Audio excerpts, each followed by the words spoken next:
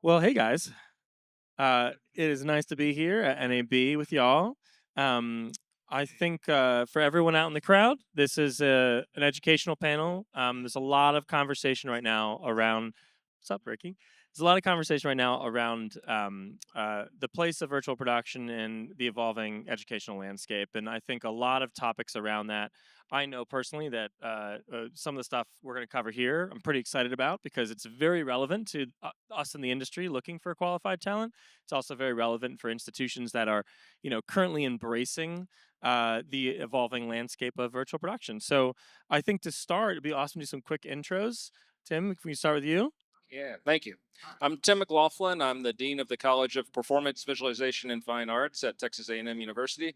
I came out of the visual effects industry and into academia about 14, 15 years ago, and spent about that amount of time in industry as well. Nice. David Long. I am the director of the Magic Center at RIT, which is Rochester Institute of Technology. Very similar kind of career path. I have been at RIT for 17 years now, and prior to that was an imaging systems engineer with Kodak for motion picture systems. So similar industrial experience, visiting, seeing NAB, seeing all the fun technology from both sides, industrial and academic. And this is very exciting for me because I'm an alum of one school and I own a lot of swag of the other school, and I feel like a glorified one. But just to start, I mean, can each of you guys tell me a bit about the institution's philosophy and kind of what uh, led to kind of the embracing of virtual production at the institute?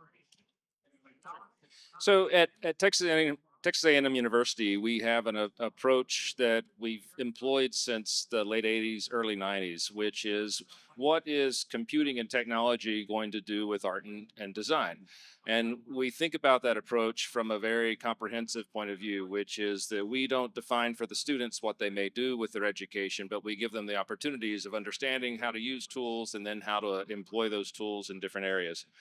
When virtual production came along, we saw the same opportunity. And instead of necessarily seeing an approach that is for visual storytelling in camera visual effects, we said, hey, that works. But there's also this collection of interesting technologies being woven together that will be used for other approaches, other applications. What are those?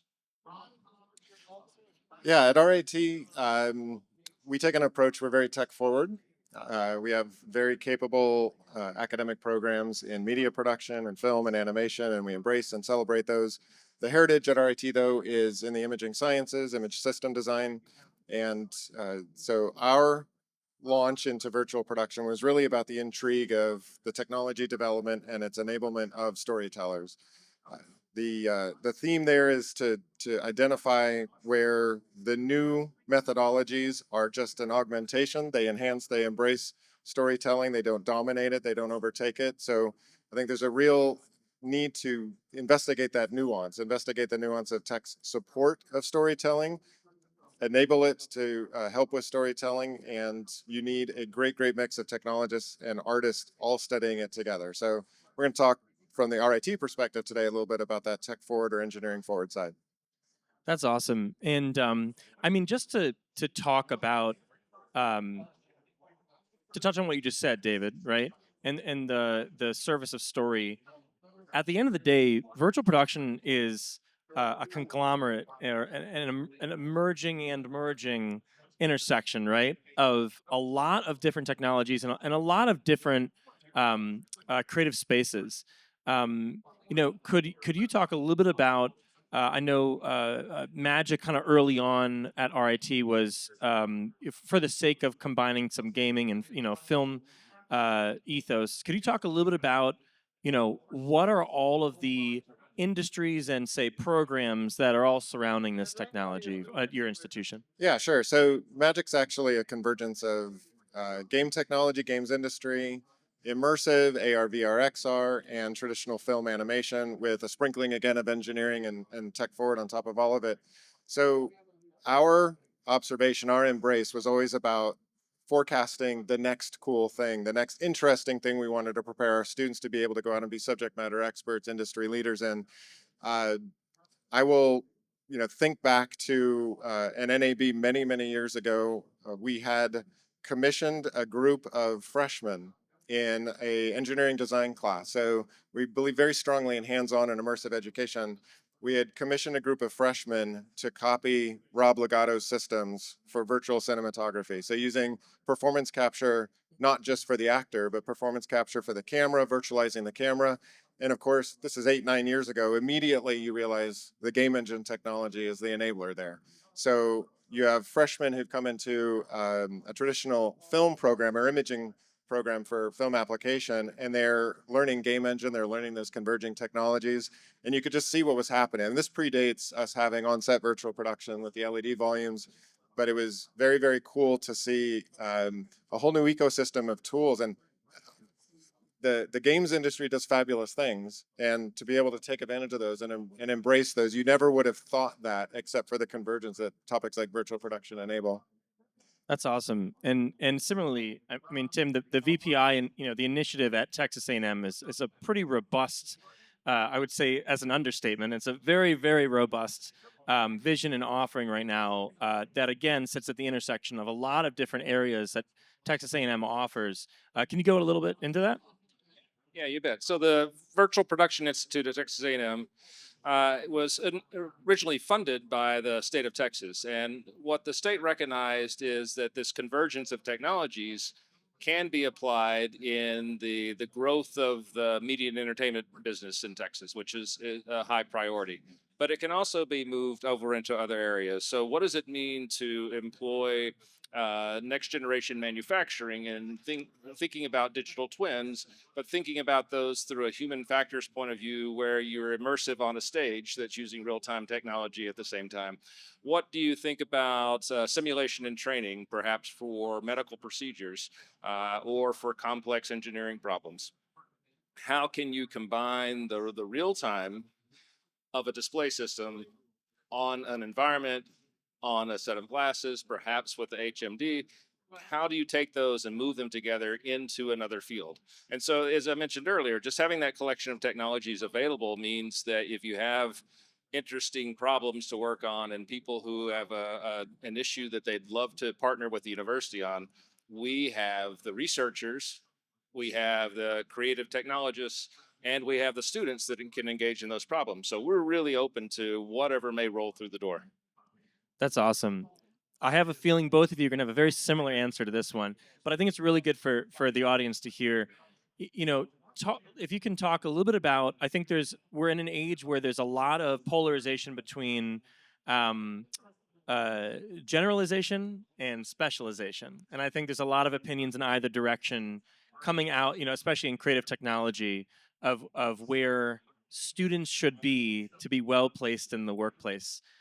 Could you talk a little bit about each of your philosophies on that and kind of how Texas A&M or RIT is fostering that? Yeah, so I think the answer might be slightly different if you're talking about the technology tracks versus the filmmaking tracks.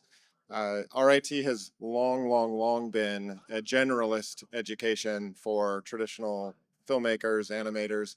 And I think with the introduction of our motion picture science program, which I founded in 2007, coming over from Eastman Kodak, we almost implored the creative side to start recognizing the value of specificity, of sophistication, because of the complexity and the capability of the tools.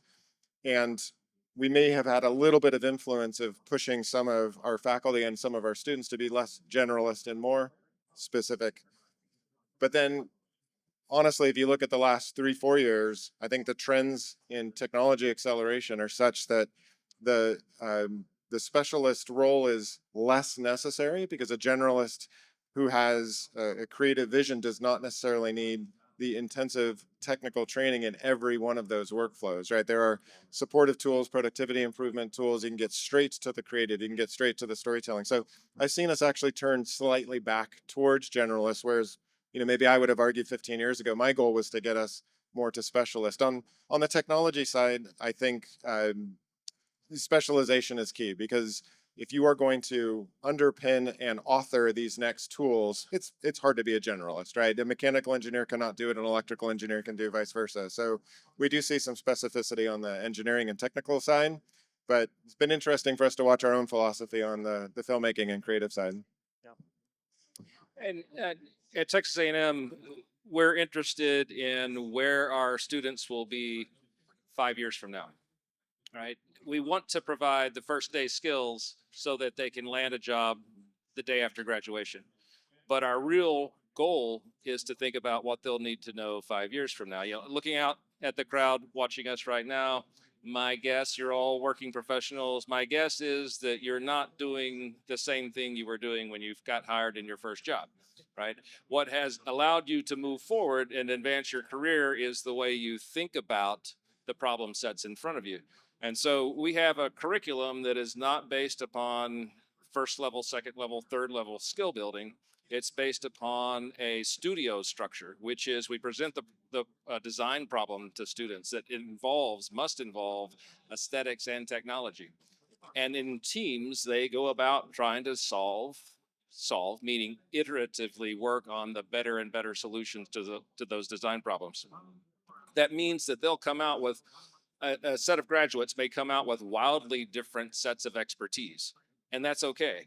We want them to move into their first job, taking that first step, saying, okay, you've got the basic set of skills to get this job, but what you've really learned from us is what will pay off in this collaborative environment, design thinking that you'll need to know 3 to 5 years after graduation. First of all, even though I have talked to both of you for a long time, hearing those answers actually gets me really excited because it's actually kind of here. It's good to hear how different, in some ways, some of the philosophies are.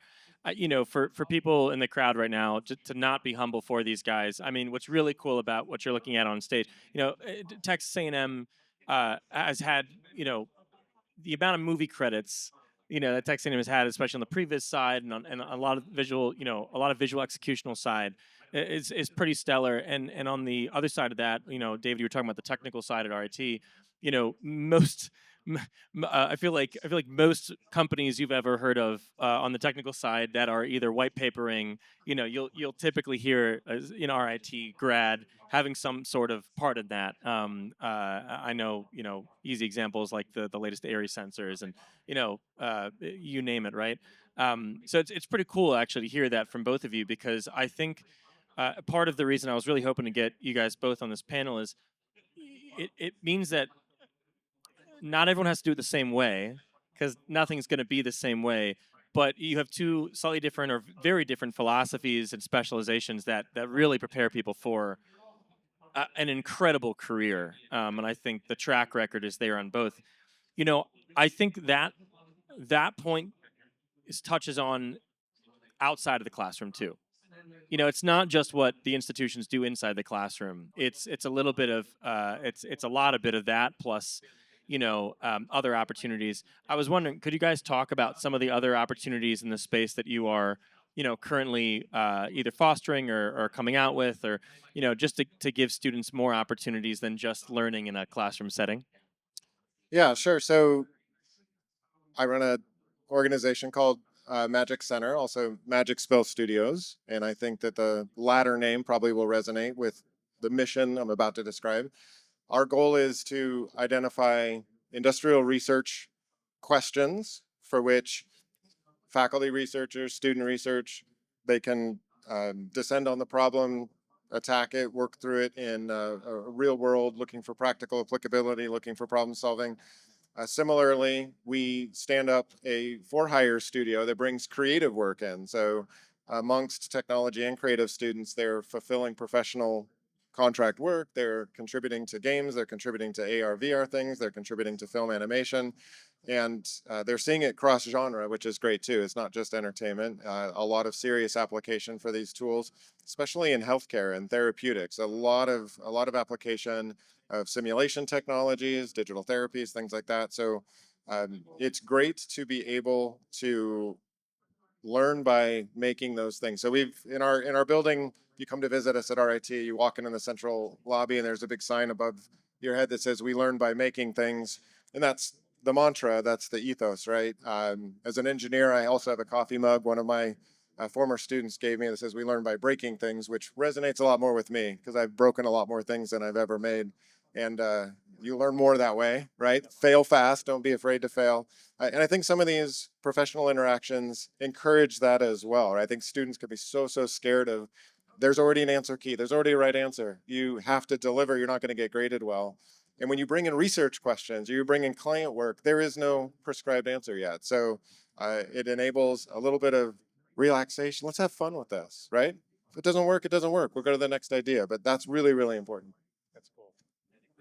Yeah, at Texas A&M at the College of Performance, Visualization, and Fine Arts, our structure is really oriented around the emerging forms of the arts. So the visual and performing arts in different ways.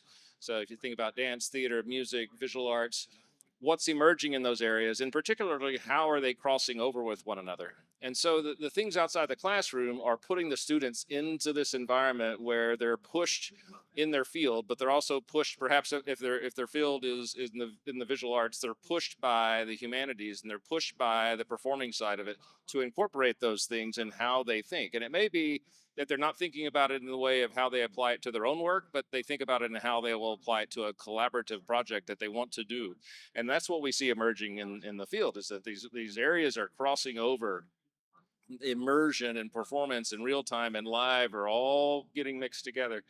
The other thing that we do is that we think of it as in education terms as a high impact learning experience, right?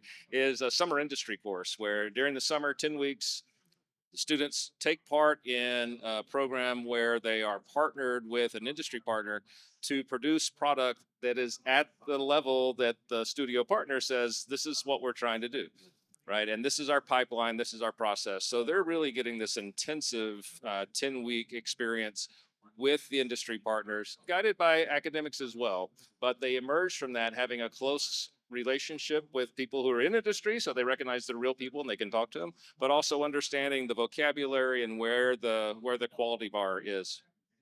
And Tim, just to talk a little bit more about that, because of the focus on emerging performing arts. Obviously, we have the pleasure of working together on the VPI build outs that are happening right now and the integrations of the different VP studios that are going in.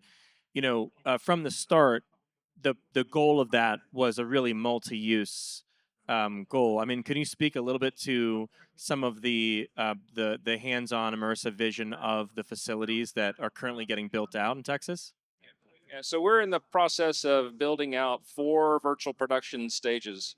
Uh, they are in 2 different locations. So there's 2 stages in the Bryan College Station area, which is the main campus area for Texas A&M University, and there's 2 stages in our Fort Worth campus area.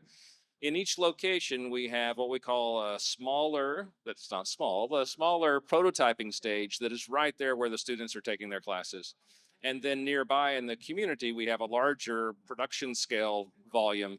And that is also for teaching, but it's also to bring in partners with us, partners from industry to come in and do projects with us. So that combination of 4 stages and at the 2 different levels provides a way for us to bridge the academic environment into the professional environment, both for the collaborative aspects with industry, but also for the student learning. That's awesome. And I think, again, biased because we're a VP company, but one of the hot topics for us is it's a young industry in this iteration of virtual production, right? There's a lot of uses of the term, but let's talk, ICV effects and some of those pipelines, right? And I think one of the hottest topics for us is actually um, really that there's not a lot of trained, equipped talent in the space right now. I mean, when you think about how little time we've had to really formalize those programs, and both of you guys have formalized programs for this, right? Um, just out of curiosity, are there any? What are some of the hopes that you have in terms of the outgoing classes to come? Considering where the space is right now, all of us looking for the same small pool of unicorns. Yeah, for sure. The industrial cooperation we've had at RIT, it's been predicated on workforce development more so than research contribution. There's a lot of fun technical questions. We've got, I think, some unique expertise and experience at RIT that allows us to attack some things, address industry issues.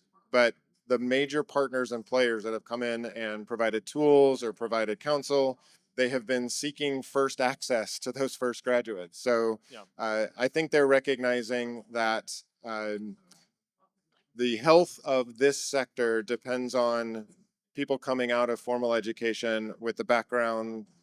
Certainly those who are out in the industry now are having fabulous chances to upskill and to retrain. They're using their unique background to actually embellish their contribution to the new workflows.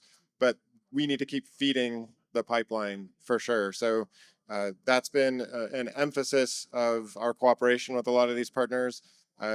We started our investment principally with Epic Games, who at the time awarded us the largest university mega grant they had to date to stand up virtual production curriculum. They were invested in a university helping to solve that problem. There's all kinds of landscape for which education could be delivered to practicing professionals, again, upskill. We contribute and participate in that. We partnered with Synapse on some of those programs, but it was really intriguing. Epic Games wanted to invest in that to solve a problem that they were also being presented.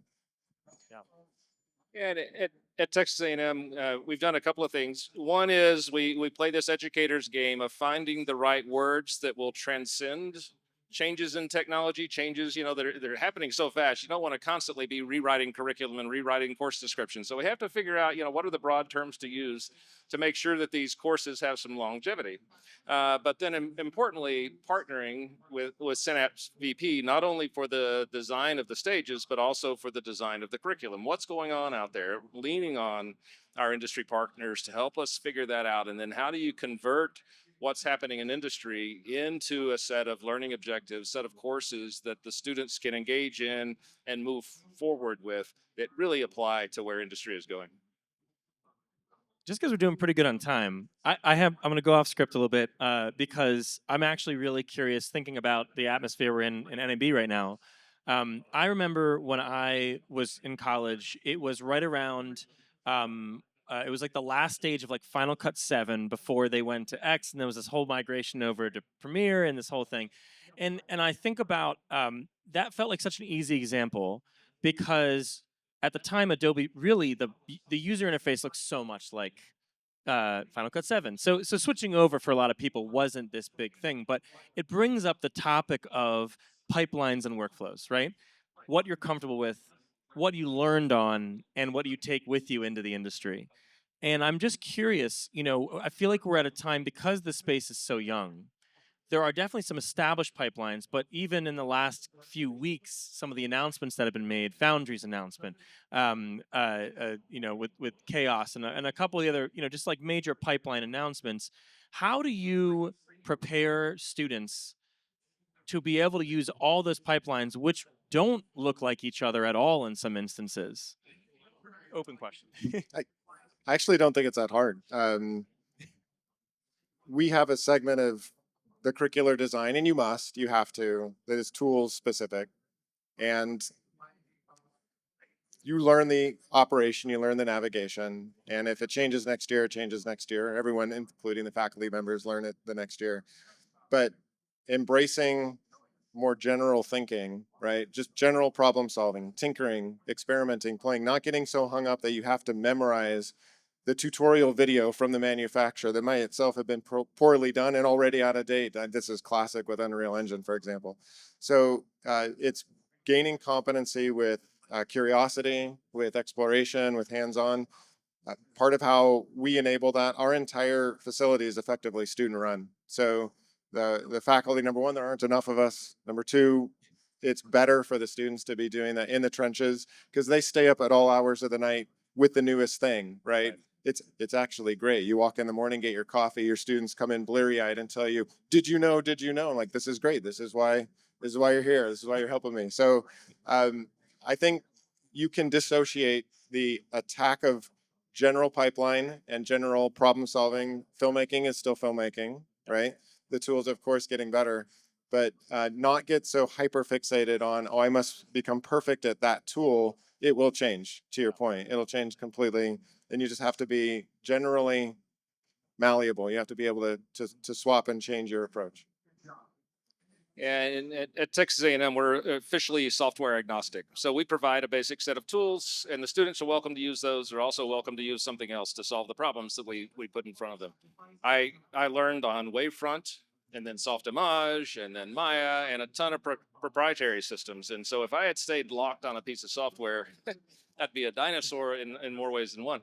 And so when I teach projects and problems. So my area of teaching is in digital characters, digital creatures. So I want to understand motion systems, control systems, deformation systems. I present the students with a problem set and say, you can use whatever software you want. It has to be able to do these things in order to accomplish the project. I can help you if you use things that I know. If otherwise, there's lots of resources out there, including your fellow students, that can help you with other tools. So it's really beyond the tool. I never, rarely want to grade a student on their knowledge of a particular piece of software. I love to hear those answers so much. Music to my ears. I guess we have time for probably like one more quick thing. I just looking at the crowd. I think we probably have less students, and but maybe some people who have future students that are maybe on the search right now. Um, Out of curiosity, I think a big thing now, going back to generalization, specialization. I feel like a lot of kids are entering this phase right before college where they think they have to know what they want to do. And because we're talking about a space that is such an intersection of so many possibilities, you know, how um, how would you steer, say, a potential incoming student towards a path that gives them those opportunities if they're a little unsure, but they know they're in that creative technological space, let's say? I think that's a really good point. We have these deep conversations with students on their way out the door all the time. Um, I'm a Our industry is one which, unlike many other tech industries, does not show up for career fairs on college campuses, does not have a prominent representation. Uh, it is still an industry where you have to get your first job by getting your first job by hustling.